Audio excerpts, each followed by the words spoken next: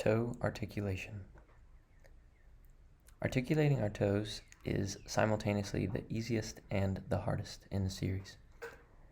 I'd say physically it's the easiest, but mentally it is the most challenging, and you'll understand what I mean pretty quickly upon trying this. As with many of our articulation exercises, we're assuming a good seated position and nothing moves except for the joints that we are focusing on. So we're trying to not move the feet at all as we articulate our toes. And this is where the challenge comes in. So I'm beginning with my big toe, making sure that my feet remain planted on the ground. Pressure is evenly distributed throughout the foot. Especially important to keep the first metatarsal in contact with the floor. And you'll notice as you start moving the little toes, this first metatarsal will want to lift up, and it's important to make sure that we maintain contact with that first metatarsal. That's the biggest bone in our foot, on the inside, the medial part of our foot, running from the ankle to the big toe.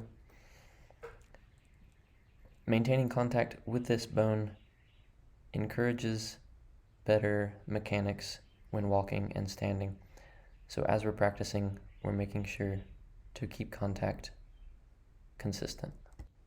So after doing only the big toe, I raise and lower only the little toes, and then with all of my toes extended, I do only the big toe again, and then the same thing, trying to do only little toes.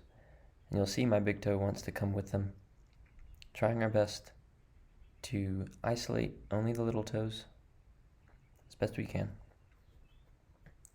This is a very humbling experience and important for all of us, if only for that reason, but there are many other benefits. And then lastly, we're trying to, one at a time, raise and lower our toes as best we can. So starting with the little one, working our way into the big one, and then reversing.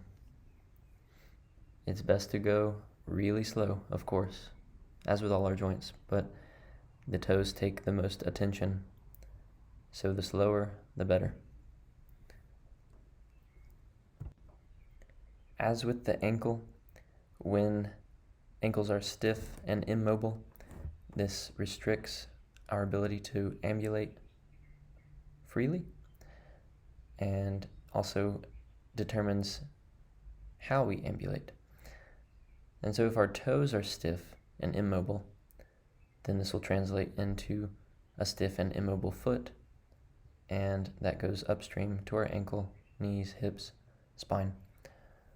So it's easy to forget about them because they're crammed in shoes all the time, but this only exacerbates the problem that we're already facing, which is the inability to move our feet, move our toes. And so now here you can see I'm trying to curl and uncurl my toes similarly to how we did with our fingers. This is really challenging, but you can get a similar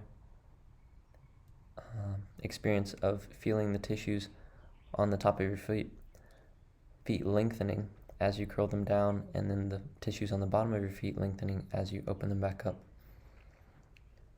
And all of this is contributing to more supple and capable feet and toes, and therefore a more supple and capable body.